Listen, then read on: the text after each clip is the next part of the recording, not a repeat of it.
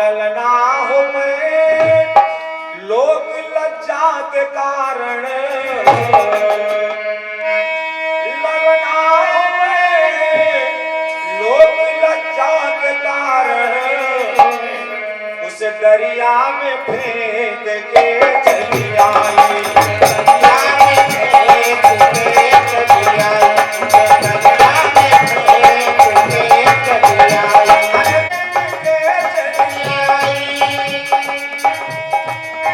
नाता तोड़ के चली आई, मुखड़ा मोड़ के चली आई रे गंगा के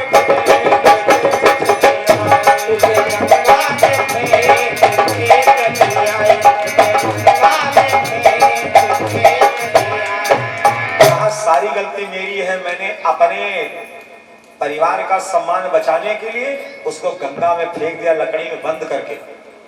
ये सूर्य पुत्र है ना कर्ण, और कथा उधर बड़ी विचित्र है।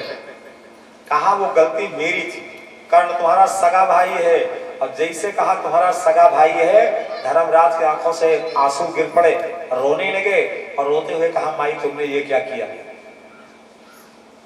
एक भाई के हाथ से एक भाई की हत्या करवा दिया।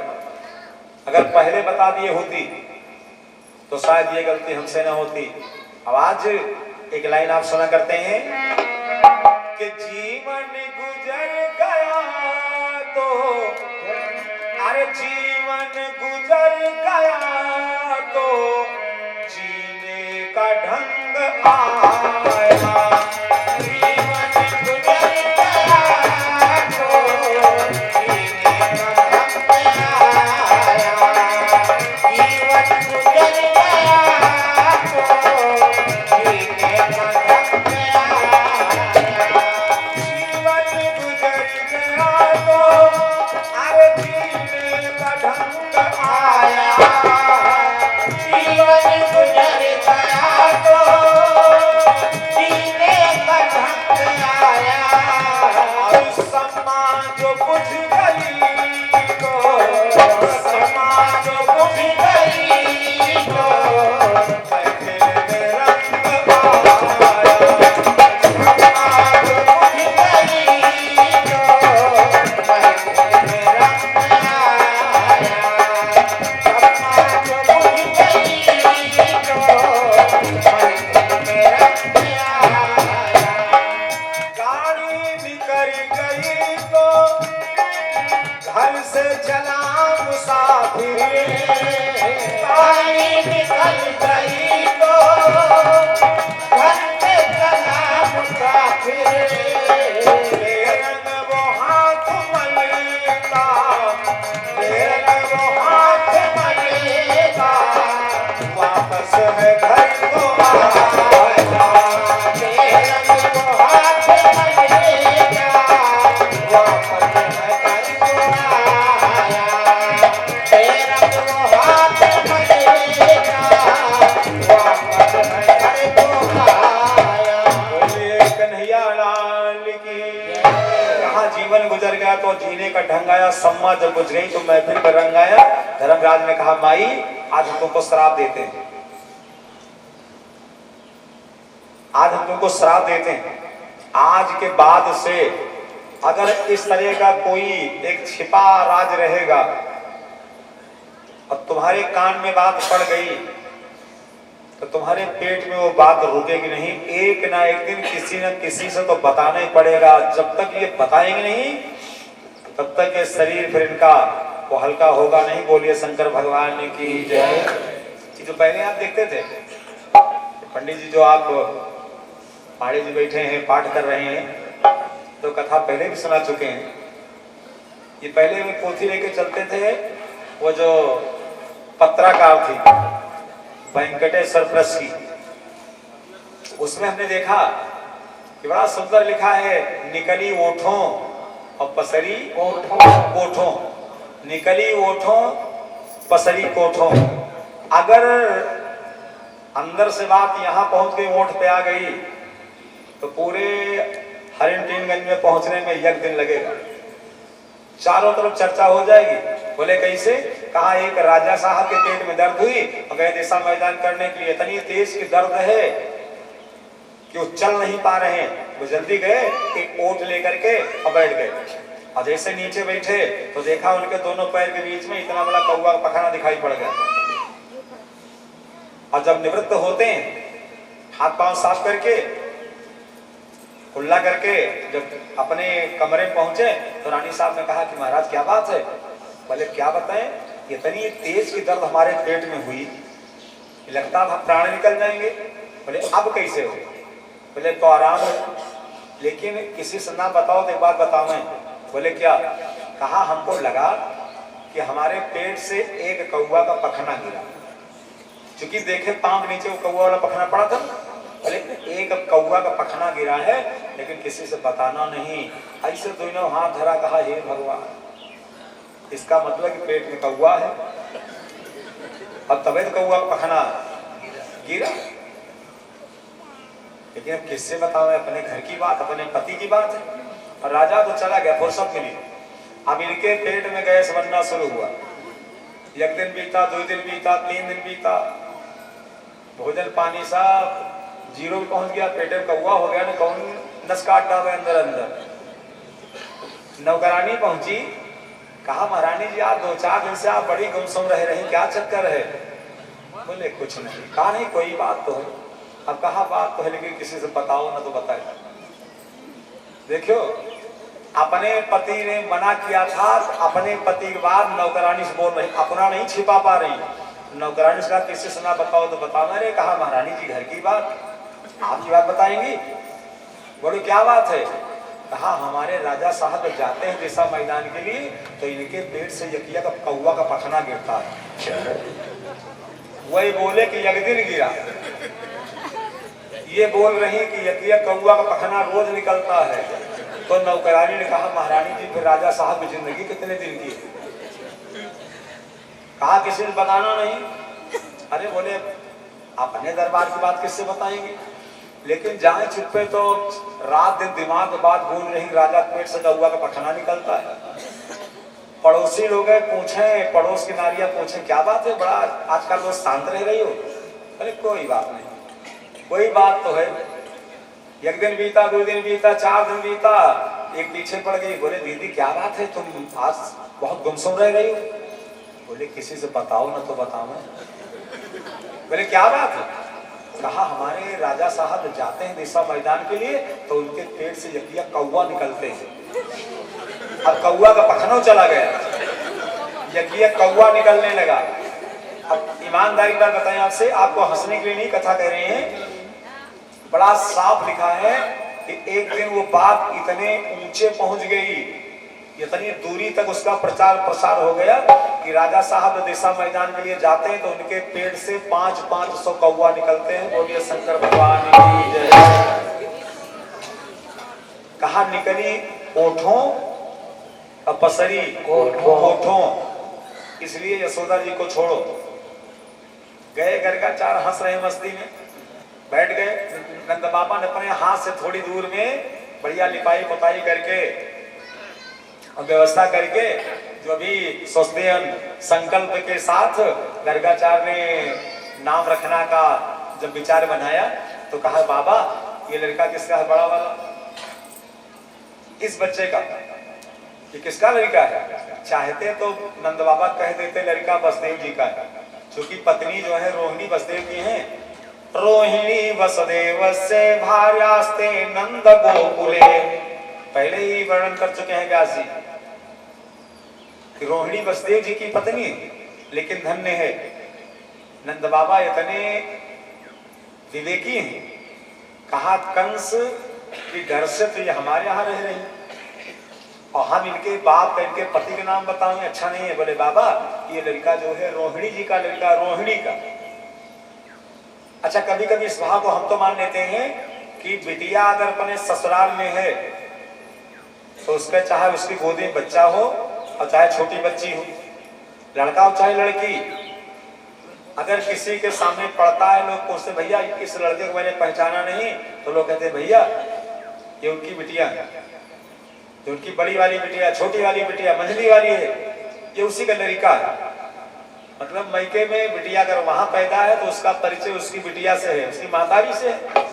लेकिन वही लड़का अगर अपने घर में होता है तो ये फला का नाती है, फला का पोता है।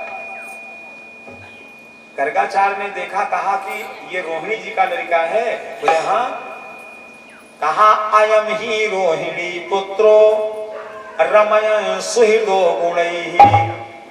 अगर इसकी महतारी का नाम रोहिणी है, ये रोहिणी जी का लड़का है, तो इसका नाम रखा जाएगा रोहिणी।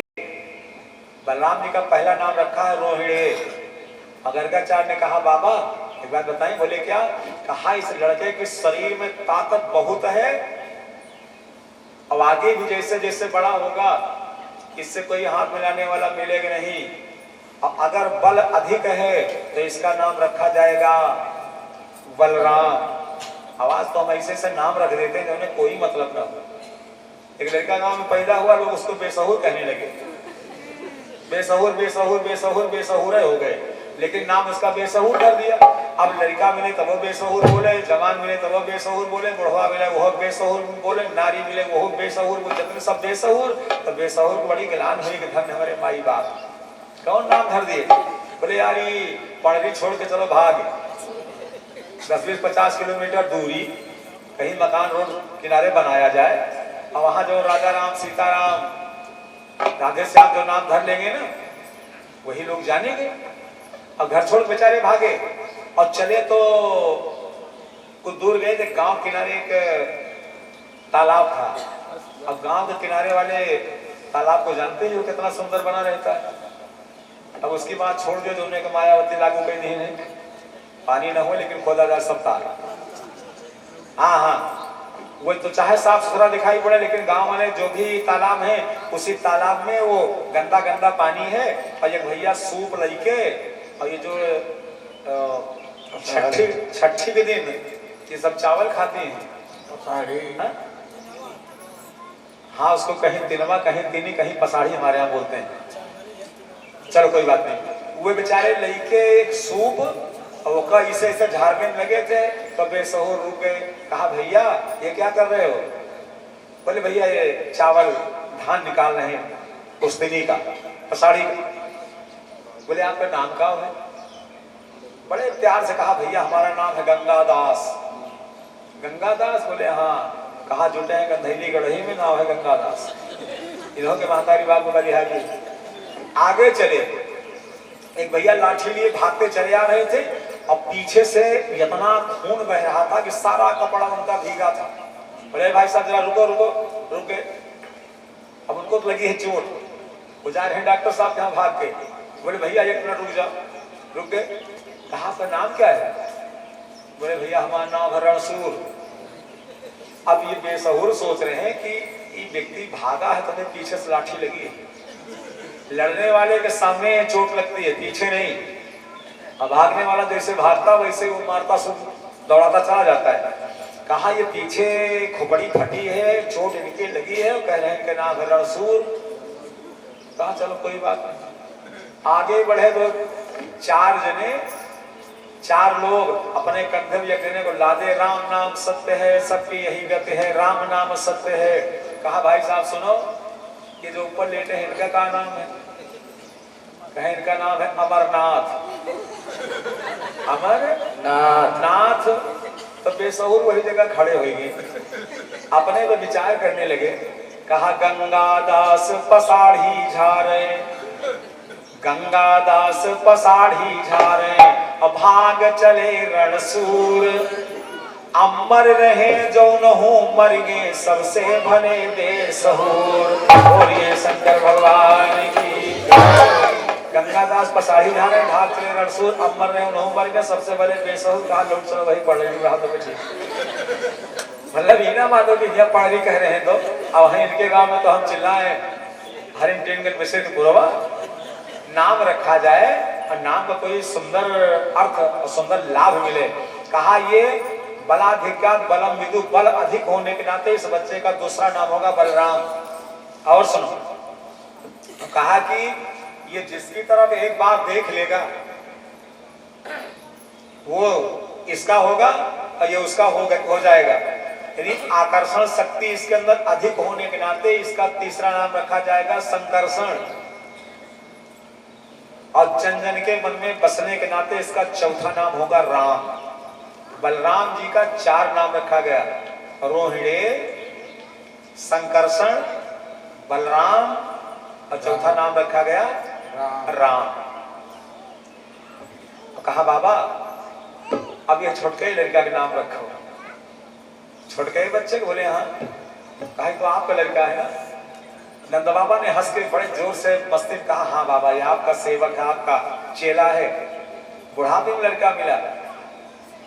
गर्गाचार्य जी ने कहा कि लेकिन नंद बाबा ये छोटवा लड़का तुम्हारा बड़ा चंचल है, हर युग में ये जन्म लेता चला आ रहा है, अवतार लेता आ रहा हर युग में, मतलब सतयुग, त्रेता, द्वापर और कलयुग, हर युग में अवतार लेता हुआ चला रहा है।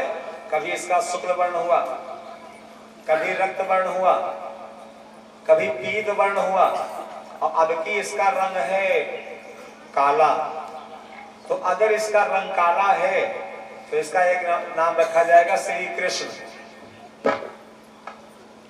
अरे बहुत बढ़िया, श्री कृष्ण। गर्गाचार्य के मन में आया कि लड़का तो है वसुदेव जी का, लाभ ले रही है कि ये बता रही है कि लड़का तुम्हारा किसी दिन किसी समय ये वसुदेव जी के यहाँ भी जन्म ले चुका है। बोले बाबा तो कहा इसका एक नाम रखा जाएगा श्रीमान वासुदेव। वासुदेव आज आप सब जाप किया करते हैं ना, 12 अक्षर पढ़ते हैं, 12 अक्षर मंत्र का जाप, ओम नमो भगवते वासुदेवाय। नाम प्रेम संस्कार करके चल दिए। भगवान गोविंद धीरे धीरे उसी नंद बाबा के साथ जंगल में जाने लगे, बगिया में गाय बछवा लेके जाने लगे। क्यों गए? तृणावर्त को मारा घर में, पूतना को मारा घर में, सक्टासुर को मारा घर में। भगवान ने सोचा जो हमारे घर में आए राक्षस तो मारे गए, और जो जंगल में विचरण करते हैं उनका वध कैसे किया जाए। तो गाय चराने जाने लगे। अब नंदलाल मोहनी डारी, पीछे पीछे गौवे उनके संग में चलती, कोई भूसर कोई काली, और पीछे पीछे चलत कन्हैया ओढ़े कमरिया काली। अब नंदलाल मोहनी डारी। जंगल में जाने लगे तो कहीं बत्सासुर को मारा, कहीं अघासुर को मारा, कहीं बकासुर को मारा, कहीं धेनुकासुर को मारा। जिसके लिए सरकार ने अवतार लिया था वो अवतार करने में हमारे सरकार पीछे नहीं रहे। उसी जमुना किनारे पहुंचे तो देखा कि जमुना जी का जल निर्मल है, लेकिन एक सोता निकला जिसको तुम कहते हो काली कुंड। तो एक गड्ढे में पानी इकट्ठा है लेकिन बड़ा दूषित जल है। किसी ने कहा लल्ला ये जो जल देख रहा है ना, इसमें एक नाग रहता है, नाग, और उसी नाग के विष के कारण ये जल इतना विषैला हो गया है कि यहाँ न इस कुंड में अपने आप गिरते हैं, मर जाते हैं। भगवान ने कहा तुम तो हमारे होते हुए अब अगर ये जल दूषित रहा तो अच्छा नहीं है। बड़े गौर से भगवान ने देखा तो वहां 3 काला दिखाई पड़ा, 3 काला। अब आप सोचते कौन 3 काला है? बोले बिलो के दूषिताम कृष्णा, बिलो के दूषिताम कृष्णा, कृष्णा कृष्णा हिना विभू तस्य विशुद्ध मन वीक्षण सर्पम तमोदवासये। एक तो कृष्ण काला, दूसरे काली दाह का जल काला, और तीसरे उसके नीचे काली नाग काला। 3 काला इकट्ठा है, और चाहते तो वहां 4 काला हो जाते। आप कहे चौथा काला कौन है? तो बलराम काला, शेषा अवतारी बलराम है ना। वासुदेव कलानंता सहस्रे बदना स्वराट अग्रतो भविता देवो हरे प्रिय चिकीर्षया। भगवान कला जो लक्ष्मण वही तो बलराम बने। गोविंद लौटे, रात बीती, और प्रातः काल में समय हुआ, बढ़िया भोजन पानी के बाद में बोले चलो आज गेंद खेला जाए। कहाँ खेला जाए? बच्चों ने कहा जैसे गेंद में कुछ आनंद मिलता है, जैसे घर वाले कहते हैं चलो गाय चराने। मैंने तो कोई जगह है जहाँ घर वाले न पहुंचे, कहा वही काली का किनारा, काली कुंड का, वहां जल्दी कोई जाता नहीं। भगवान ने कहा चलो।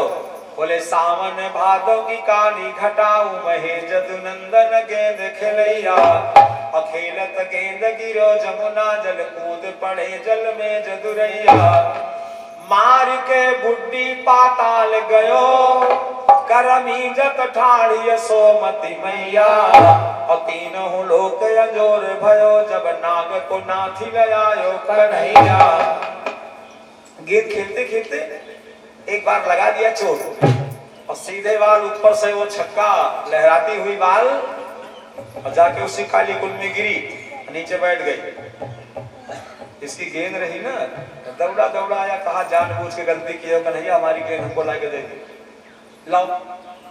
भगवान ने कहा भैया हमारा कपड़ा छोड़ दो, तुमको गेंद वापस कर देंगे। उसने कहा जब तक तुम गेंद नहीं दोगे तब तक तुम्हें छोड़ेंगे नहीं। वो जान रहा इसमें कोई इससे नजदीक नहीं जाता, तो गेंद कौन लाएगा? भगवान ने कहा भैया हमको छोड़ दो, तुम्हारी गेंद दूसरी ला के दे देंगे। बोले बड़े बाप के बेटे हो ना, एक दिन अपनी गेंद से खेलो खेले हो, गेंद हमारी और खेलते चले आ रहे हो, तो एक गेंद रही मेरे पास, तो धर दिया गिरो। भगवान ने कहा इनको तो हवा देना था, भगवान ने कहा छोड़ दो। उसने कहा नहीं छोड़ेंगे, गेंद लाओ हमारा। भगवान ने कहा हट दूर खड़ा हो जा पाजी, क्यों विश्व उखाड़े देता है, और सड़े हुए उस चिथड़े पे ये पीतांबर फाड़े देता है, पीतांबर फाड़े देता है, पीतांबर फाड़े देता है, सड़े हुए चिथड़े पे पीतांबर फाड़े देता है। कर एक तमाचा छूट गया मुंह से तब लोहू डालेगा, पार्टी से बाहर कर दूंगा यदि पैर कृष्ण से बालेगा, यदि पैर कृष्ण से बालेगा, यदि पैर कृष्ण से बालेगा, पार्टी से बाहर कर दूंगा यदि पैर कृष्ण से बालेगा। अगर आज के बाद तू गेंद नहीं खेलने पाएगा, अच्छा खेल में चाहे लड़का बड़े घर का हो चाहे छोटे घर का हो, एक पुरानी कहावत खेल में ठकुरी नहीं होती। उसने कहा सुनो कन्हैया कि गेंद खेलने की धमकी हमको मत दो, पहले हमारी गेंद लाके दे दो। तुम जैसे पूंजीपतियों के बच्चे एक टोली बनाएंगे तो हम कंगालों की दूसरी टोली बना लेंगे, लेकिन गेंद लाओ। कहा जैसे तुम्हारी गेंद न दिया तो? उसने कहा हम जानते थे यही कहोगे, हम और कुछ नहीं करेंगे, ये चीज करेंगे। बोले क्या? कहा सीधे कल से कहाँ जाएंगे, वही शिकायत लिखवा के चले आएंगे, तुम जानो तुम्हारा काम जाना। अब तो बड़े दरबार का नाम आ गया है। भगवान ने कहा लेकिन भैया तो हमारे मामा से मत कहना, हम तुम्हारी गेंद लाके दे देंगे। और मामा को छोड़ कर किसी को डरते भी नहीं, बोलिए शंकर भगवान की जय।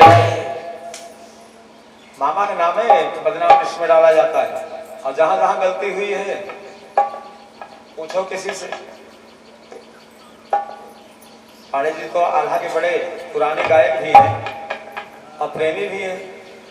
आल्हा में इनसे पूछो, खुदे बताएंगे आपको कि माहिर की गलती रही, सबसे पहली गलती ऊदल की तरफ हुई है। यही माहिर के फुलवारी में घुस के ओके पालतू मिर्गा मारे, माली के हाथ पैर तोड़े, पनिहारिन का घाड़ा फोड़े, और उसके बेटे अभय ने मना किया तो के हाथ पांव सब के आए। तो इतना बड़ा बड़ा नुकसान ये कर दिए। उसने कहा जाओ तुम्हारा नामो निशान मिटवा देंगे। जतने मामा के नाम आए गिनती गिनाने का समय नहीं है, लेकिन एक बात ध्यान दीजिएगा, रावण को मिले मारीच मामा, मारीच बिल्कुल निर्दोष है। रावण को मिले मारीच मामा, आधा खंड में मिल गई माहिर मामा, महाभारत में मिले शकुनी मामा। एक भैया ने कहा शकुनी ने गलत किया। हमने कहा कौन सी गलती किया भाई? उसकी सुंदर बहन रही, और उस जो एक राजा के साथ में सर्वांग सुंदर राजकुमार मिलता, उसके साथ विवाह होता, उसका जीवन बढ़िया बीतता। और लोगों ने बीच में चौधरीपन दिखा करके दोनों बात के अंधे के साथ उसका विवाह करवा दिया। उसने कसम खा लिया हमारी बहन की जिंदगी तुमने नष्ट किया है ना, तो तुमको सीधे रोटी नहीं खाने देंगे। जब कहीं न कहीं से कोई न कोई कोर दबी जरूर है। तो महाभारत में गए शकुनी मामा, अब अगिया में जंगल में चले जाओ, एक मामा लटके होते हैं लाल पीला हरा, क्या कहते हैं उनको, कौआ के मामा। अब खेत में मिल जाते हैं गेहूं वाले मामा, कंस मामा। उसने कहा कंस मामा के यहाँ जाएंगे, भगवान ने कहा मामा के पास न जाओ, हम तुम्हारा गेंद अभी ला के देते हैं। बस बांधा अंगूछा खींच के वो गमछा अपने खोपड़ी में, एक बांधा कमर में, और उसी कदम पर चढ़ते गए, एक छलांग लगा दिया। जैसे नीचे पहुंचे, नाग सो रहा है, नागिन जाग रही है। ये सवारी माता मैंने बड़ा सुंदर गाया